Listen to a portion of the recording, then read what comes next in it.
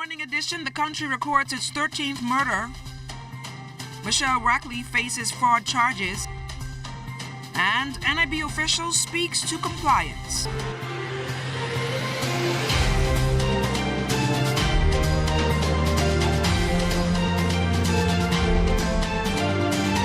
Happy Hump Day. 2 more days to the weekend. Good morning and welcome to the Morning Edition. I'm LaDawn Davis. Thank you so much for waking up with us. And joining us live here on the Morning Edition to tell us how things are shaping up weather-wise is Chief Meteorologist Basil Dean. Good morning, Basil. Good morning, LaDawn. The ZNS Tower Cam showing just a few clouds overlooking the harbor area, but that will all change later on today as the front system is heading our way. As we go to our satellite picture, you can see the leading edge already approaching the extreme northwest Bahamas, and by afternoon, the blue skies will disappear. Outside of our studios, we have partly cloudy skies, temperature 72 degrees, relative humidity at 88%. The winds are out of the south at 8 miles per hour. Barometric pressure 1,016.7 millibars. That's 30.02 inches, and the pressure is rising.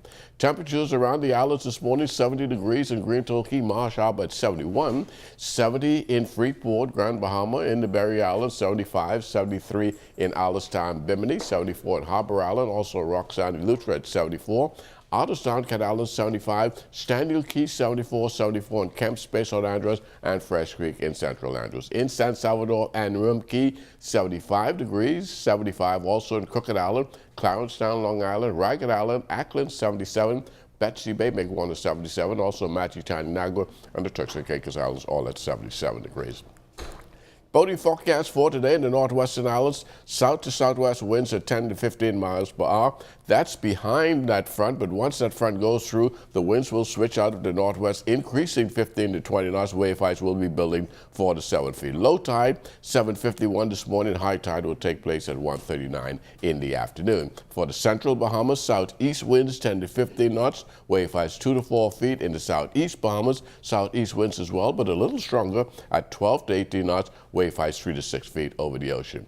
And that's going to do it for your first look at weather 6. Stay tuned. Your forecast for today and tonight is still ahead. Thanks a lot, Basil. See you later on in the newscast. Meanwhile, Vaughn Albury is standing by with traffic police with a look at what's happening on our streets this morning. Hello, Vaughn. Good morning, LaDawn. Good morning to everyone. We're here at the Harbor Bay Shopping Plaza to talk about a problem that's becoming a challenge for members of a certain sect of our community. There are a number of parking spots allotted in shopping plazas, malls, as well as stores for those members of the disabled community. Here at Harbor Bay Shopping Plaza, we're just using this gentleman's vehicle as a prop. He is not, in fact, infringing on members of the disabled community. We're just using it as a prop because so many persons stop by, park in these spots that are allotted for members of the disabled community to say, I'm just popping in for a moment to get some coffee or to get whatever. With me, Sergeant Jerome Thompson of the Royal Bahamas Police Force. Is this a problem or a growing problem? It is a problem, and it is a growing problem throughout the entire Bahamas. You'll find out that we have these spots allotted for handicapped persons, and able-bodied persons, they are parking in these areas for convenience and close proximity to wherever their destination is. What, if any, are there penalties for this infraction? I know of they had tabled some penalties and they made some amendments to the for handicapped persons. But as far as enforcement goes, I don't think we are able to enforce any laws as relates to a fixed penalty or a traffic report to put persons before the court. But we can tow persons' vehicles if they are not in possession of a handicap sticker. We can remove your vehicle from a handicap spot.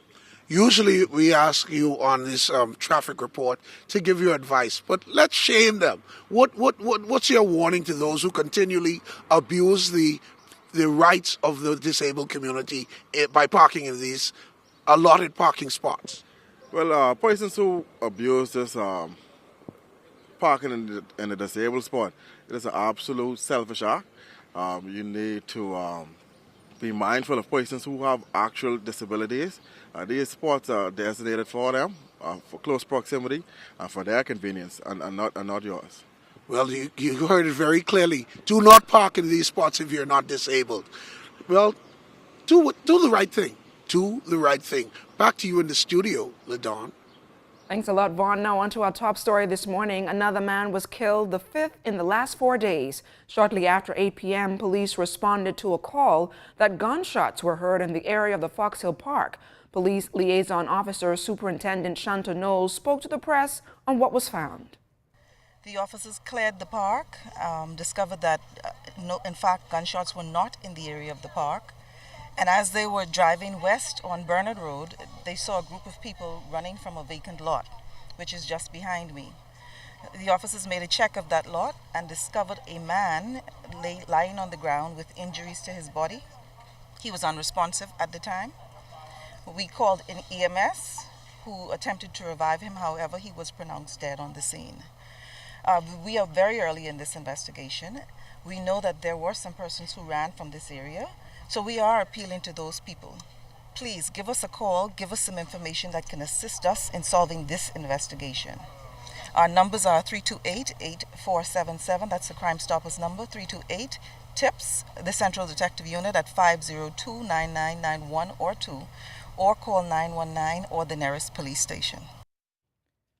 49-year-old Michelle Reckley of Grand Bahama, the former urban renewal official, along with 2 other Grand Bahamians, were flown into the capital and hauled before the courts yesterday with the expectation of having to answer to a laundry list of fraud-related charges.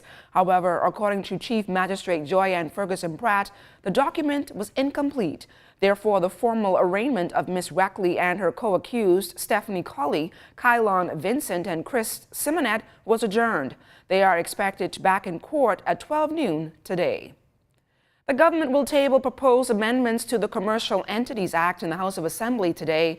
The legislation was among a package of bills passed in December aimed at implementing measures to ensure compliance with international standards on tax governance and transparency. Under the Act, commercial entities must prove that they have substantial economic presence in the Bahamas by having income-generating activities. They must also show management and control over the business entity locally. The bill also includes proposed changes related to holding companies and resident criteria.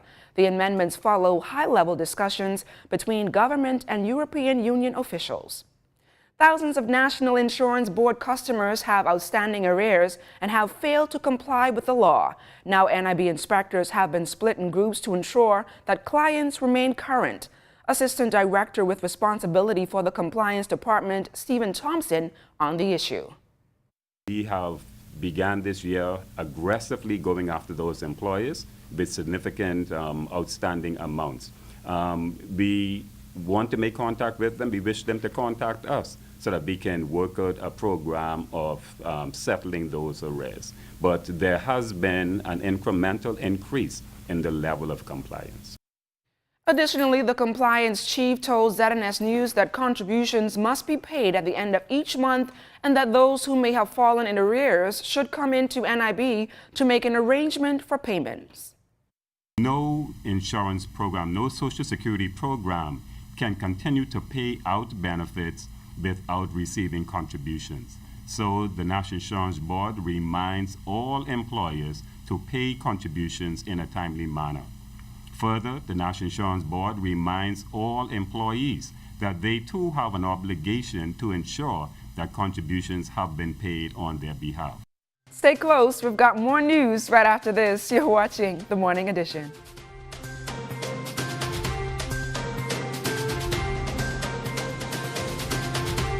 Welcome back to The Morning Edition. From education, 2 male students from the North Eleuthera High School received national recognition in the BJC National Examinations. Principal Michael Culmer says every year their students receive several incentives for their overall stellar performances in the national examinations. We had so many students who had the 4 A's and just missed it, but we were most improved. I think about our BJC, Health Science and General Science. We had about 80% passing. We had 11 A's in Health Science, and I think 12 in General Science, if I'm not mistaken. We've said to our students we want to reward those who get the best GPAs. We want to reward the teachers who get the best results. And what we do every year is those students who receive national acclaim, we provide them with an airline ticket to come down. We encourage the parents to come. We really make this a big event. And it also serves to inspire those students who come. The local arts community is reflecting on the life and legacy of Bahamian cultural icon, the late E. Clement Bethel. Bethel would have celebrated his 81st birthday this week. Chairman of the Dundas Center for the Performing Arts, Philip Burrows, says the composer, teacher, and legendary musician made a significant impact in the performing arts. I've just known him as a creative person. I worked with him on productions, when he wrote Sammy Swain, when we worked together redoing Sammy Swain as a folk opera. Clement, Winston Saunders, and myself worked on the rebranding and changing that from a ballet to a folk opera. So Clement has been a part of my life, and then after his death I married his daughter, so it's been quite a thing. Right. People look at cultural activity as something people do in their spare time, and there are people who work to try and build a culture in this country and work to get people off the streets, to get kids involved. People learn a lot from festival. You could go through a number of. I was a member of festival when I was in high school. I know many people who have. Festival became something that allowed them to learn public speaking, that allowed them to understand their own culture.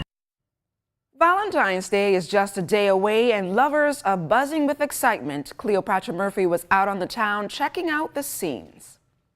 The Day of Love, Valentine's Day, is almost here, and for those looking for the perfect way to show their love, with its assortment of chocolate treats, Greycliff Chocolatiers may be the spot for you. Cashier Lornika Seraphin says the company has everything to cater to lovers with a sweet tooth, from the always popular bonbons to chocolate hearts. For Valentine's Day, she says the store is customizing baskets filled with chocolatey treats. What you would do, you would pick any kind of lovely treats you see here, and then we would make your basket for you. And other Valentine's things we do have beautiful roses, and then we have our, as you can see on our displays, we have a variety of gourmet bars that you can put inside of your baskets as well. We have a 4-piece, a 16-piece, a 32-piece, and a 9-piece. Seraphin says the store always sees a sales boost when Valentine's Day approaches, and aside from sweets, there are also a few intimates customers can buy to celebrate Valentine's Day. While the day may be for lovers, Seraphin says those swinging singles can still drop by and show love for themselves with a chocolate confection. She says there is something for everyone. The average price here, we have our bonbons to start from a 4-piece, which is $11.24. Or if you like, you can get a few wines. You can put these wines inside of your basket, and our wines start at about $14.50 here at Greycliff. And our solids as well, they start about, let's say, $12.50 to $14.50 as well. The man will not be left out this Valentine's Day. Over at Greycliff Cigar Company, salesperson Amanda Cooper says you can pick up a cigar for those who like to indulge. We have like variety of cigars where we know man would like for Valentine's Day. Like when the girls are eating chocolate, they out smoking. So yeah, it's a good option for men. She says the high-quality cigars come in different strengths and flavors, from the red label to espresso, to appeal to different tastes. Guys, girls, come on down to Greycliff. This is the place to be for Valentine's Day. If you're getting your husband or your boyfriend something for Valentine's Day, this is the place to be. Cleopatra Murphy, ZNS Network News. Great story there, Cleo. Some great chocolate was in Greycliff. So what's coming up in sports? Coming up in sports, it was a thriller last night over at the Kendall G.L. Isaacs Gymnasium. The private school championship, they are all set in basketball, and also the pools for the Hugh Campbell basketball tournament. And that was released yesterday, so a lot of basketball going on. You'll be bouncing here, there, and everywhere. That and more ahead in sports.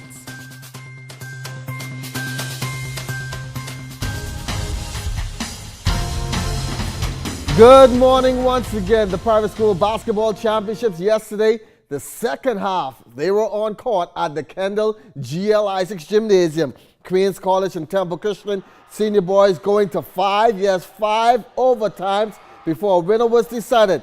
Suns took the lead 15-14 after one. Comets would then go into the half up 25-23.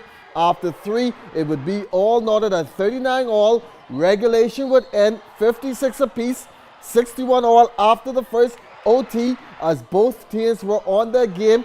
Let's jump to OT number 4 where the score was tied at 68. It was not until the 5th and final overtime that the Comets were able to edge the Suns in one of the best high school basketball games of the season, 77-76. It was a long ball, but these guys work hard over the summer. All of them work hard over the summer to get to this level. They were running the sun, running laps, making no excuses, and it paid off with all these overtimes. Yeah, I'd expect this to be 4 turnovers though. But hey, much respect to Tamil Christian. Both teams play hard and both teams play high skill. That's what BISS basketball is all about. Out to the senior girls, where the Princeville Falcons had this one right where they wanted to early in the game, and this one looked like it may be an extra period game as well. But the big red machine of SAC had that train on full steam of gas, and they come away with a 43-42 win. No team led by more than 4 in this game. Hats off to Princeville. They played exceptionally well today. In fact, they shot free shot really well, and we didn't shoot the free shots as well as we could. And that in itself kept them in close, and it continued to inspire them to lead the charge. And we had to fight back. And I'm pleased that the girls did not give up, and they gave it their all. In junior boys play, Kings win Princeville, and it would be the Saints up 13-9 after 1. Saints then started the second on an 8-1 run, but the Falcons would claw their way back to take a 25-23 lead at the break. Two teams still close after 3, 34-32. The fourth quarter would be tied 4 times and also featured 5 lead changes before the Falcons would take this one 46-44. I respect Kingsway. They're a good team. Coach did his job and did his scouting for the past few games. He did a good job on that. What we had to do, we didn't execute exactly what we wanted to do, but hey, thank God we came up with the W. And the 37th annual Hugh Campbell basketball tournament will tip off next week, Monday, February 18th at the AF Arley Gym. Tabernacle Falcons are the defending champs. 32 teams, with the pools being announced by tournament director Reggie Forbes. Pool 1, Doris Johnson, C.R. Walker, Prince William, Sir Jack Haywood, Gateway, Mount Carmel, and Kingsway in Pool 1. Pool 2 will see C.I. Gibson, GHS, C.W. Sanders, St. George's, Patrick Bethel, Telios, and Temple Christian. In Pool 3, you will see Tabernacle, R.M. Bailey, C.C. Sweetings, 8 Mile Rock, Central Eleuthera, St. John's, and St. Anne's. In Pool 4, Sunland, C.V. Bethel, Anatole Rogers, BMES, Agape, Zion, and QC. Get ready for the Hugh Campbell basketball tournament. ZNS Sports will be there every day, so you can catch it on 1540 AM, 104.5, and also on the television network. That's going to do it for sports. I'm Charles Fisher. St. John's with 3 teams in the private school championships, senior boys, senior girls, and junior girls as well. A proud giant this morning.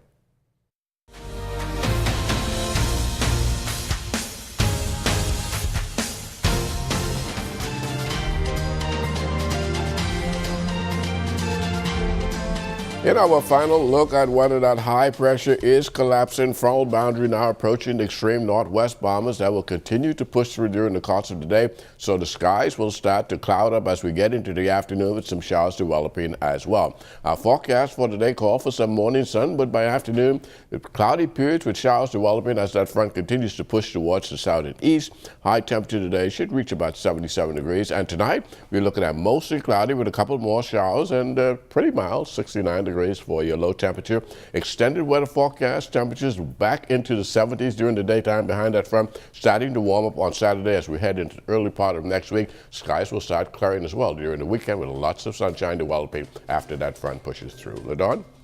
Thanks a lot, Basil. Well, that's going to do it for the morning edition. But before we go, we have some tickets to give out for the Music Project. So be the first to call our Charles Fisher at 502-3880 and win those tickets.